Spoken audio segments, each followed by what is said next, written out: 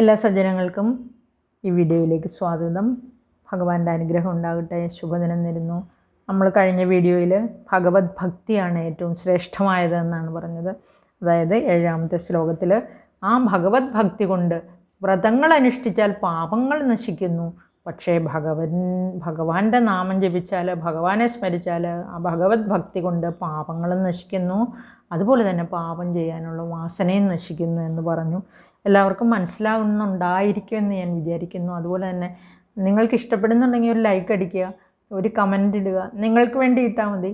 എനിക്ക് വളരെ സന്തോഷം അത് കാണുമ്പോൾ. അത് പറഞ്ഞറിയിക്കാൻ പറ്റത്തില്ല അതിൻ്റെ സന്തോഷം എത്രയാണെന്നുള്ളത് കേട്ടോ. അത് ഭഗവാന്റെ ഒരു അനുഗ്രഹമല്ലേ, അത് ഇങ്ങനെ പറയാൻ പറ്റുക. നിങ്ങളത് കേൾക്കുക, നിങ്ങൾ അത് ആർക്കെങ്കിലുമൊക്കെ ഷെയർ ചെയ്ത് കൊടുത്താൽ അതിൻ്റെയൊക്കെ പുണ്യം നിങ്ങൾക്ക് കിട്ടും കേട്ടോ. ഭഗവാന്റെ നാമം ഒരാളിലേക്കെങ്കിലും എത്തിക്കാൻ കഴിഞ്ഞാൽ അത് ഏറ്റവും ശ്രേഷ്ഠമാണ് എന്ന് ഈ ശ്ലോകം കൊണ്ട് തന്നെ നമുക്ക് മനസ്സിലാവൂല്ലേ. അജാമിളോപാഖ്യാനത്തിൻ്റെ ആ മഹത്വം തന്നെ അതാണ്. ഭഗവാന്റെ നാമം സ്മരിക്കുന്നത് കൊണ്ട് മാത്രമുണ്ടായ പുണ്യം, ആ ധർമാധർമ്മങ്ങളുടെ കാര്യങ്ങൾ അത് അനുഷ്ഠിച്ചാൽ ആ കർമ്മഫലം, അതുപോലെ തന്നെ കർമ്മത്തിനനുസരിച്ച് നമ്മൾ സ്വർഗമോ നരകമോ അനുഭവിക്കുന്നത് ഇവിടെ വ്യക്തമായിട്ട് പറഞ്ഞിരിക്കുകയാണ്. അജാമിളൻ പണ്ട് നല്ലവനായിരുന്നു.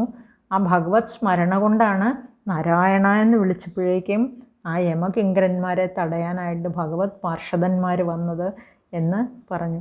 നമുക്ക് ആ ഭഗവാനിൽ ആശ്രയിക്കാം, ഭഗവാന്റെ നാമങ്ങൾ മറ്റുള്ളവരിലേക്ക് എത്തിക്കാം. അതുകൊണ്ട് ഒരാൾക്കെങ്കിലും ഷെയർ ചെയ്യാൻ പറ്റുമെങ്കിൽ ചെയ്യുക.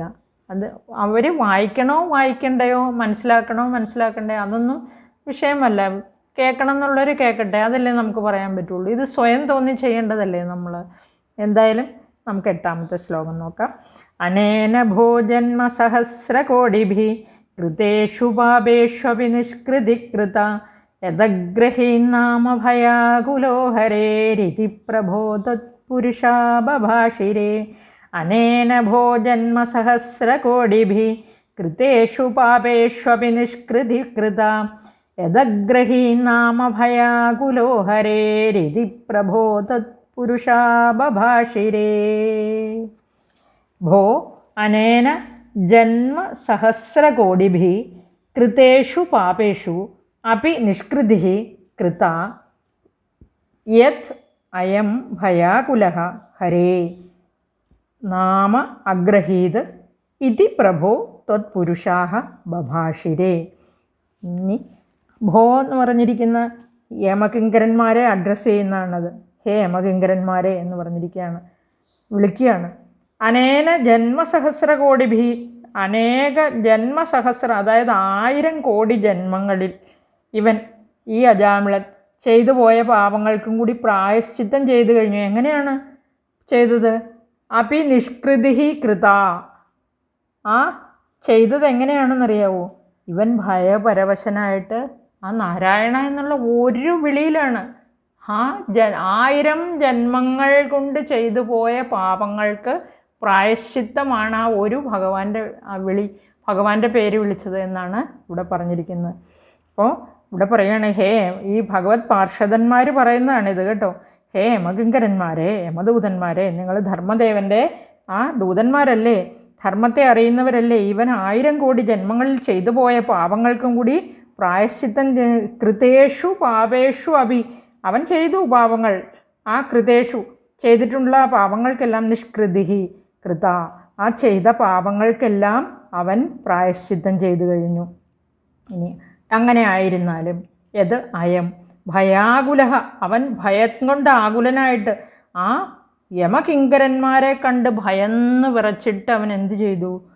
ഹരേ നാമ അഗ്രഹീത്. ഹരേ എന്ന് പറഞ്ഞാൽ ഭഗവാനെ വിളിച്ചു, നാരായണ എന്ന് വിളിച്ചതാണ്, ഹരിയുടെ നാമം വിളിച്ചു. ഹരേ എന്നാൽ ഭയപരവശനായി ഇവൻ നാമ അഗ്രഹീത്, ഹരിനാമ കീർത്തനം ചെയ്തു. അതായത് ഭഗവാന്റെ നാമം കീർത്തനം ചെയ്തു, പറഞ്ഞു, നാമം ഉച്ചരിച്ചു. ഇങ്ങനെ ഇതി പ്രഭോ തത്പുരുഷാ ബഭാഷിരേ എന്ന്, അല്ലേ ഭഗവാനെ, അല്ലേ ഗുരുവായൂരപ്പ, അവിടുത്തെ ദൂതന്മാർ ഇങ്ങനെ പറഞ്ഞു യമകിങ്കരന്മാരോട് എന്ന് മേൽപ്പത്തൂർ പറയുകയാണ്. ആ ഭയാകുലന്മാർക്ക് ഹരിനാമകീർത്തനമല്ലാതെ മറ്റ് ഗതിയില്ലെന്നാണ് ഇവിടെ പറഞ്ഞിരിക്കുന്നത്. നമ്മളാണെങ്കിൽ ആ അജാമിളനും മാത്രമല്ല, നമുക്കും എന്ത് ദുർഘടാവസ്ഥ വന്നാലും, ഏത് ആപത്ത് വന്നാലും ഭഗവാന്റെ സ്മരണയാണ് നമുക്കും ശരണം. ഭഗവാൻ മാത്രമാണ് ശരണം.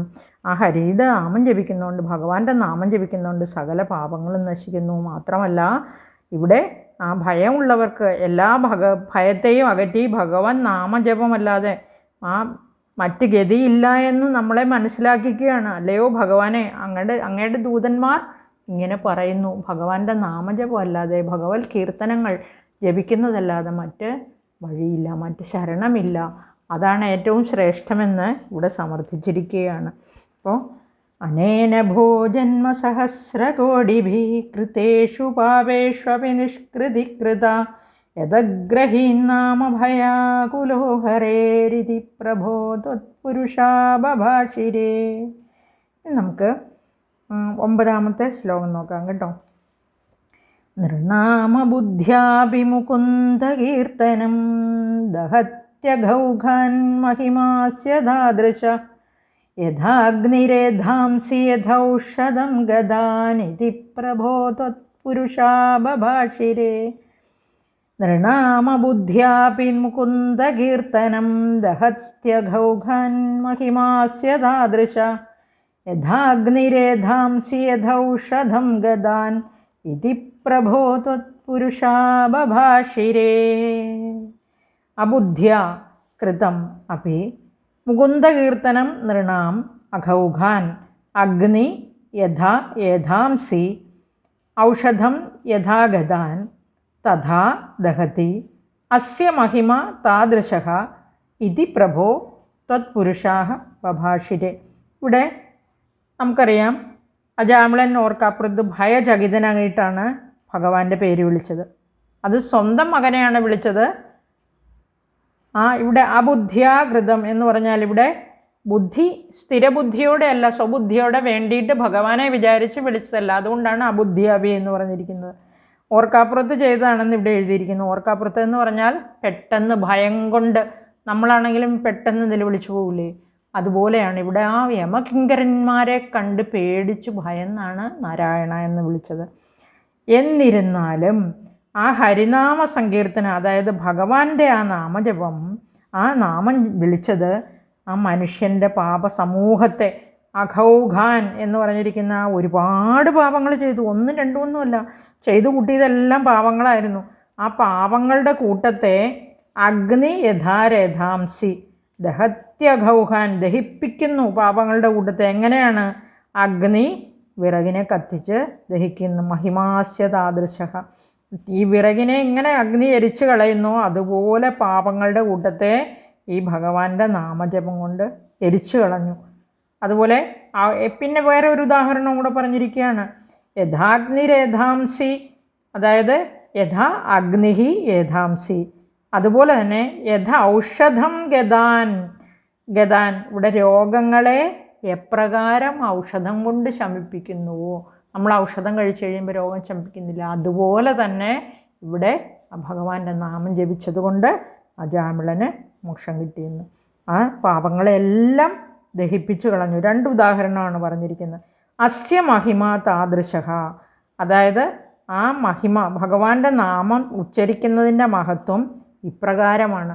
എപ്രകാരം വിറകിനെ അഗ്നി ദഹിപ്പിച്ച് കളയുന്നുവോ, എപ്രകാരം ഔഷധം രോഗങ്ങളെ നശിപ്പിച്ച് കളയുന്നുവോ, അതുപോലെ മഹത്വമുള്ള അവിടുത്തെ ആ നാമം ജപിച്ചപ്പോൾ അജാമിളൻ്റെ എല്ലാ പാപങ്ങളും, ഒരു പാപമല്ല, എല്ലാ പാപസമൂഹങ്ങൾ, സകല പാപങ്ങളും ദഹിച്ചുപോയി, നശിച്ചുപോയി എന്ന് അർത്ഥം. ഇതി പ്രഭോ ത്വത്പുരുഷാ ബഭാഷിരേ, ഇങ്ങനെ പറഞ്ഞു യമകിങ്കരന്മാരോട് പറയുകയാണ് ഭഗവാന്റെ പാർഷദന്മാർ. ഇതാണ് 9ാമത്തെ ശ്ലോകം. നൃണാമബുദ്ധ്യാഭിമുകുന്ദകീർത്തനം ദഹത്യഘൗഘാൻ മഹിമാസ്യ താദൃശ യഥാഗ്നിരേധാംസി യഥൗഷധം ഗദാൻ ഇതി പ്രഭോ ത്വത്പുരുഷാ ബഭാഷിരേ. നമുക്ക് 9ാമത്തെ ശ്ലോകം കഴിഞ്ഞ് ഇനി 10ാമത്തെ ശ്ലോകം നോക്കാം. ഇതീരിതൈര്യാമ്യഭടൈരഭാശ്രിതേ ഭവദ്ഭടാനാം ച ഗണേ തിരോഹിതേ ഭവത്സ്മൃതിം കഞ്ചന കാലമാചരൻ ഭവത്പദം പ്രാപി ഭവദ്ഭടൈരസൗ ഇതീരിതൈര്യാമ്യഭടൈരപാശ്രിതേ ഭവദ്ഭടാനാം ച ഗണേ തിരോഹിതേ ഭവത്സ്മൃതിം കഞ്ചനകാലമാചരൻ ഭവത്പദം പ്രാപി ഭവദ്ഭടൈരസൗ. ഇതി ഈരിതൈഃ യാമ്യഭടൈഃ അപാശ്രിതേ ഭവദ്ഭടാനാം ഗണേ തിരോഹിതേ ച അസൗ കഞ്ചനകാലം ഭവത്സ്മൃതിം ആചരൻ ഭവദ്ഭടൈഃ ഭവത്പദം പ്രാപി. ഇങ്ങനെ, അതായത് ഇതീരിതൈർയാമ്യഭടൈരപാശ്രിതേ, ഇപ്രകാരം ആ യമഭടന്മാർ യാമ്യഭടൈരപാശ്രിതേ ഭവദ്ഭടാനാം ച ഗണേ തിരോഹിതേ, ഇപ്രകാരം യാമ്യഭടൈഃ യമഭടന്മാർ അപാശ്രിതേ, ഇപ്രകാരം പറഞ്ഞിട്ട് ആ യമഭടന്മാർ ഒഴിഞ്ഞു പോകുന്നു. ഇങ്ങനെ ഇപ്രകാരം എല്ലാം പറഞ്ഞിട്ട് ആ ഭഗവാന്റെ പാർഷദന്മാരോട് പറഞ്ഞിട്ട് പോയി. എങ്ങോട്ടാണ് പോയത് അറിയില്ല അല്ലേ? തിരോഹിതെ, മറഞ്ഞു പോയി പെട്ടെന്ന് അവരവരുടെ ലോകത്തേക്ക് പോയി കാണും. ഇതീരിതൈര്യാമ്യഭടൈരപാശ്രിതേ, ഇതീരിതൈര്യാമ്യഭടൈഃ യമഭടന്മാർ ഇപ്രകാരം പറഞ്ഞിട്ട് അപാശ്രിതേ, മറഞ്ഞുപോയി, ഒഴിഞ്ഞു പോയിന്നാണ്. ഭഗവത് പാർഷദന്മാർ അജാമിളനെ രക്ഷിക്കുന്നു. അങ്ങനെ വന്ന് അങ്ങയുടെ ദൂതന്മാരാണെങ്കിലോ തിരോഹിതേ, അപ്രത്യക്ഷരാകുകയും ചെയ്തപ്പോൾ ഭവത്സ്മൃതിം കഞ്ചനകാലമാചരൻ, കുറച്ചു കാലം അജാമിളൻ ഭഗവത് നാമം, ഭവത്സ്മൃതി, ആ ഭഗവാന്റെ ഗുരുവായൂരപ്പൻ്റെ അടുത്ത് പറയാണ്, അവിടുത്തെ ആ നാമം ജപിച്ച്, ആ ഭഗവാന്റെ നാമം ജപിച്ച് അങ്ങയുടെ ഓർമ്മയിൽ, അങ്ങയുടെ സ്മൃതിയിൽ കാലം കഴിച്ചു. കഞ്ചനകാലമാചരൻ. അപ്പോൾ ആ യമഭടന്മാർ പോയി കഴിഞ്ഞപ്പോൾ ആ ഭഗവത് പാർഷദന്മാർ വന്ന് അജാമിളനെ മരണത്തിൽ നിന്ന് രക്ഷിച്ച് കഴിഞ്ഞപ്പോൾ കുറച്ചു കാലം അജാമിളൻ ഭഗവത് സ്മൃതിയിൽ കാലം കഴിച്ചു. ചെയ്തു പോയ പാപങ്ങളെല്ലാം ഓർത്ത്, ഞാനിങ്ങനെയെല്ലാം ചെയ്തല്ലോ, പാപങ്ങൾ ചെയ്തു പോയല്ലോ എന്നോർത്ത് പശ്ചാത്തപിച്ച് ആ ഭഗവാന്റെ നാമം ജപിച്ച് കാലം കഴിച്ചു. പിന്നീട് ഭവത്പദം പ്രാപി ഭവദ്ഭടൈരസൗ. ഭവത്പദം പ്രാപി എന്ന് പറഞ്ഞാൽ അങ്ങയുടെ പദത്തെ പ്രാപിച്ചു എന്ന് പറഞ്ഞാൽ മോക്ഷം പ്രാപിച്ചു. ഭടൈരസൗ, ഭഗവാന്റെ, അതായത് ഭഗവാന്റെ പാർഷദന്മാരാൽ വൈകുണ്ഠത്തിലേക്ക് ആ സാരൂപ്യം പ്രാപിച്ച്. ഇവിടെ ഭഗവത് പാർഷദന്മാരെങ്ങനെയാണ് വന്നത്? ഭഗവാനെ പോലെ തന്നെയല്ലേ വന്നത്? മനോഹര രൂപത്തോടുകൂടി ആ 4 കൈകളിലും ആ ഭഗവാനെ പോലെ തന്നെ ശംഖചക്ര ഗദാപത്മങ്ങളെല്ലാം ധരിച്ച്, മനോഹരമായ കണ്ണുകളോടുകൂടി മഞ്ഞപ്പട്ട് ധരിച്ച്, അതുപോലെ തന്നെ വന്ന് ഈ ഭഗവാന്റെ അടുത്തേക്ക് ഈ അജാമിളനെയും കൊണ്ടുപോയി. ആ ഭഗവാന്റെ ആ സാരൂപ്യം പ്രാപിച്ചു, സാലോക്യം പ്രാപിച്ചു. ആ ലോകത്തേക്ക്, ഭഗവാന്റെ ലോകത്തേക്ക് കൊണ്ടുപോയി. ഭഗവാനെ പോലെ തന്നെ ആയി എന്നർത്ഥമാണ്. അങ്ങനെ സാരൂപ്യം പ്രാപിച്ച് ആ വൈകുണ്ഠത്തിലേക്ക് ഭഗവാന്റെ ആ ഭവദ്ഭടൈരസവും, ഭവദ്ഭടൈ എന്ന് പറഞ്ഞാൽ ഭഗവാന്റെ ആ പാർഷദന്മാരാൽ വൈകുണ്ഠത്തിലേക്ക് കൊണ്ടുപോകപ്പെട്ടു. അവിടെ ഒരു പ്രാവശ്യം മരണഭയത്താൽ തൻ്റെ പുത്രനായ നാരായണനെ വിളിച്ച അജാമിളന് ഇപ്രകാരം അനുഗ്രഹം കിട്ടിയെങ്കിൽ ഭക്തിയോടെ നമ്മളൊക്കെ എപ്പോഴും വിളിച്ചാൽ എന്തായിരിക്കും ഫലം? ഭഗവാനെ കൃഷ്ണ ഗുരുവായൂരപ്പ എന്ന് വിളിച്ചാൽ അങ്ങനെ ഭജിക്കുന്ന, എപ്പോഴും ഹരിയെ ഭജിക്കുന്ന ഭക്തന്മാരുടെ ഗതി എപ്രകാരമെന്ന് പറയേണ്ടതുണ്ടോ എന്ന് മേൽപ്പത്തൂർ അതിശയിക്കുകയാണ്. ഇവിടെ ഇനി അടുത്തത് നമുക്ക് ഭഗവാന്റെ ആ നാമത്തിൻ്റെ മഹത്വമാണ്, ഈ നാമജപത്തിൻ്റെ മഹത്വമാണ് ഈ ദശകം മുഴുവനും പറഞ്ഞിരിക്കുന്നത്. അപ്പോൾ ഇതീരിതൈര്യാമ്യഭടൈരപാശ്രിതേ ഭവദ്ഭടാനാം ച ഗണേ തിരോഹിതേ ഭവത്സ്മൃതിം കഞ്ചനകാലമാചരൻ ഭവത്പദം പ്രാപി ഭവദ്ഭടൈരസൗ. ഇനി നമുക്ക് 11ാമത്തെ ശ്ലോകം നോക്കാം. സ്വകിങ്കരാവേദനശങ്കിതോ യമസ്ത്വദംഘ്രിഭക്തേഷു ന ഗമ്യതാമിതി സ്വകീയഭൃത്യാൻ അശിശിക്ഷതുച്ചകൈ സദേവ വാതാലയനാഥ പാഹി മാം.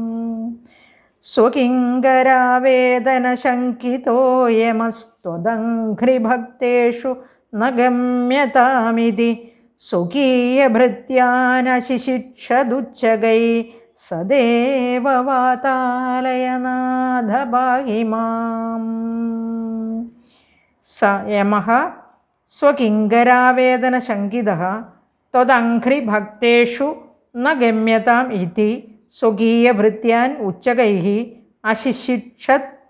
ഹേ വാതാലയനാഥ ദേവ സഹ ത്വം മാം പാഹി. ഇവിടെ മേൽപ്പത്തൂര് പറഞ്ഞ് അവസാനത്തെ ശ്ലോകമാണ് 22-ാം ദശകത്തിൻ്റെ.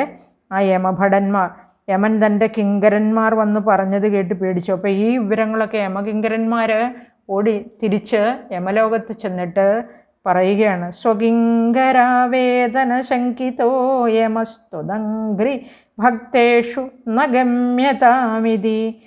ആ യമദേവൻ്റെ അടുത്ത് ചെന്ന്, യമധർമ്മൻ്റെ അടുത്ത് ചെന്ന് ആ യമകിങ്കരന്മാർ പറഞ്ഞു, എല്ലാം സംഭവിച്ചതെല്ലാം പറഞ്ഞു കേൾപ്പിച്ചു. ഇത് കേട്ടപ്പോൾ യമധർമ്മൻ പേടിച്ചുപോയി. ത്വദംഘ്രി ഭക്തേഷു, അംഘ്രിപാദങ്ങളാണ്. ത്വദംഘ്രി ഭക്തേഷു എന്ന് പറഞ്ഞാൽ അവിടുത്തെ തൃപ്പാദ ഭക്തന്മാരായ അടുത്തേക്ക് പോകാൻ പാടില്ല. ന ഗമ്യതാമിതി, പോകാൻ പാടില്ലെന്ന് സ്വകീയഭൃത്യാനുച്ചകൈഹി, തൻ്റെ കിങ്കരന്മാർ കർശനമായ താക്കീത് കൊടുത്തു. സ്വകീയഭൃത്യാൻ എന്ന് പറഞ്ഞാൽ യമകിങ്കരന്മാരുടെ ആ യമകിങ്കരന്മാരോട് യമധർമ്മൻ ഉച്ചകൈഹി അശിശിക്ഷത്. ആ അശിശിക്ഷത് എന്ന് പറഞ്ഞാൽ അപ്രകാരം അരുളി ചെയ്തു, അതായത് ആജ്ഞാപിച്ചു എന്നാണ്. അവരെ അങ്ങനെ പറഞ്ഞു പഠിപ്പിച്ചു, ശിക്ഷ കൊടുത്തു എന്ന് പറഞ്ഞാൽ ഇവിടെ പറഞ്ഞു പഠിപ്പിച്ചു. എന്താണ്? ഭഗവത് ഭക്തന്മാരുടെ അടുത്തേക്ക് നിങ്ങൾ ഇനി പോകരുത്. അവരെ ഭഗവാൻ രക്ഷിക്കും എന്നർത്ഥം. ഭഗവാന്റെ അടുത്തേക്ക്, ഭഗവാന്റെ തൃപാദ ഭക്തിയിൽ മുഴുകിയിരിക്കുന്നവരുടെ അടുത്തേക്ക് നിങ്ങൾ പോകാൻ പാടില്ല എന്ന് ഒരാജ്ഞ കൊടുത്തു. അതുപോലെ തന്നെ ഹേ വാതാലയനാഥ സദേവ വാതാലയനാഥ പാഹിമാം പാഹിമാം. ഹരേ ശ്രീ പാഹിമാം. എന്നെ രക്ഷിക്കണേ വാതാലയനാഥ, എൻ്റെ ഗുരുവായൂരപ്പ. മേൽപ്പത്തൂർ പ്രാർത്ഥിക്കുകയാണ്, എൻ്റെ ഗുരുവായൂരപ്പ എന്നെയും രക്ഷിക്കണേ, എന്നെയും രക്ഷിക്കണേ, എല്ലാവരെയും രക്ഷിക്കുന്ന, ഈ ജഗത്ത് മുഴുവൻ, ഈ ബ്രഹ്മാണ്ടം മുഴുവൻ കാത്തു രക്ഷിക്കുന്ന അവിടുന്ന് എന്നെയും രക്ഷിക്കണേ ഗുരുവായൂരപ്പ, എൻ്റെ രോഗപീഠകൾ മാറ്റി എന്നെയും രക്ഷിക്കണേ എന്ന് മേൽപ്പത്തൂർ പ്രാർത്ഥിക്കുന്നു. സുകിങ്കരാവേദന ശങ്കിതോ യമസ്ത്വദംഘ്രിഭക്തേഷു ന ഗമ്യതാമിതി സ്വകീയഭൃത്യാൻ അശിശിക്ഷതുച്ചകൈ സദേവ വാതാലയനാഥ പാഹി മാം. സർവത്ര ഗോവിന്ദനാമ സങ്കീർത്തനം. ഗോവിന്ദ ഗോവിന്ദ. ഹരേ ശ്രീ പാഹി മാം പാഹി. എല്ലാവർക്കും നമസ്കാരം. ശുഭദിനം നേരുന്നു. ഭഗവാന്റെ അനുഗ്രഹം എപ്പോഴും ഉണ്ടാകട്ടെ. എല്ലാവർക്കും നന്മ വരട്ടെ എന്ന് പ്രാർത്ഥിക്കുന്നു. നന്ദി, നമസ്കാരം.